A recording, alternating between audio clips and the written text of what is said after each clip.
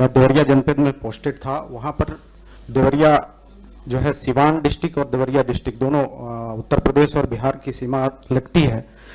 वहां पर कुशीनगर जनपद के एक छोटे से झील से निकलकर स्याही नदी बहती है, आगे जाके वो फिर छोटी गंडक होते हुए घाघरा में मिल जाती है।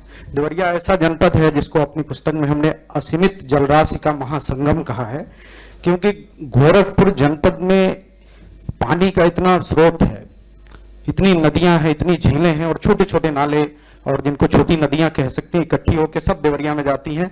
राप्ती नदी उनको लेकर के पहुंचती है और घाघरा नदी होते हुए फिर आगे बलिया में गंगा में मिल जाती है। 58 नाले हैं वहां पे और सब साल भर पानी उनमें बहता है। लेकिन एक ये स्याही नदी जो बह रही थी उस बॉर्डर पे पिछले 18 के पहले सन 18 में मेरी पोस्टिंग वहां पे हुई, तो वो लगभग सूख चुकी थी और आसपास के लगभग 30 गांवों में लोगों को पानी की बहुत किल्लत हो रही थी।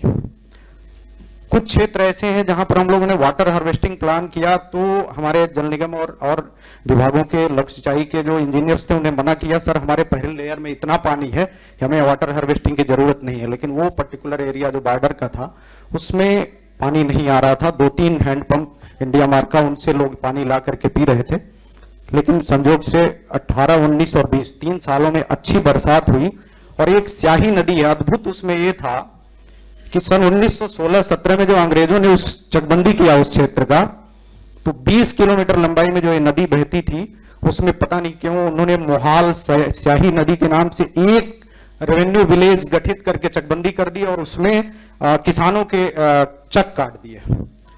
सबसे बड़ी समस्या यही थी कि उस नदी को, जिसको आसपास के लोग स्याही नदी कहते थे, किस तरह से उसका उद्धार किया जाए।